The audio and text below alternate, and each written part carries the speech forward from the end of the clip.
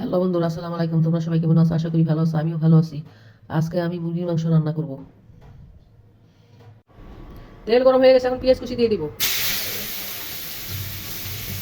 পেঁয়াজগুলি ভেজে নিব।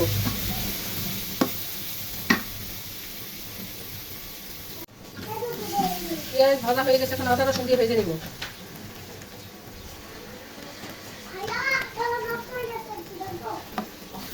আদা রসুনটা ভেজে নিব। আদা রসুন ভাজা হয়ে গেছে, এখন হলুদ, মরিচ, ধনিয়া, লবণ একসাথে দিয়ে দিব। একটু পানি দিয়ে কষিয়ে নিব।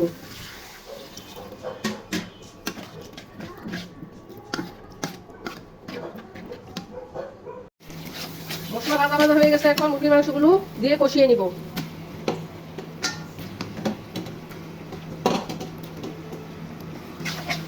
এখন মশলাগুলি দিয়ে দিব। তেজপাতা, দারচিনি, লবঙ্গ আর দুটো এলাচ দিয়ে দিব।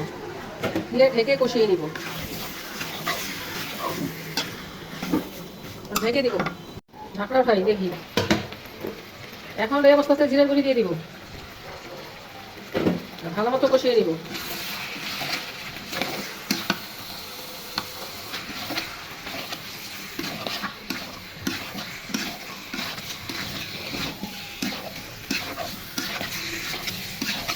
মাংসটা ঢেকে কষাইতেছি। মাংসটা ঢেকে দিয়ে দিয়ে কষাবো, তারপর ঢাকনা খুলে দিয়ে।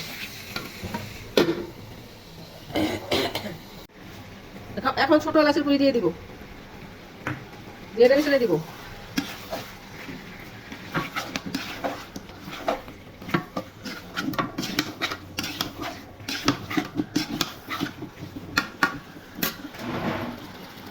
মুরগির মাংস ভাজা ভাজা হয়ে গেছে, এখন গরম পানি দিয়ে দিব।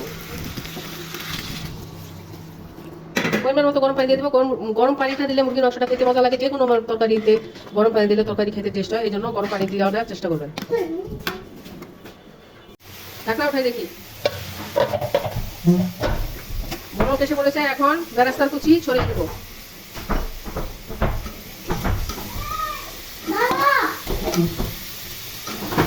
এখন ঢেকে দিব। তরকারিটা হয়ে গেছে, এখন গরম মশলার গুঁড়ি দিয়ে তরকারিটা 5 মিনিট রেখে তারপর নামিয়ে নিব। তরকারিটা হয়ে গেছে। গরম মশলার গুঁড়ি দিয়ে ঢেকে রাখবো 5 মিনিটের মতো, তারপর তরকারিটা নামিয়ে নিব।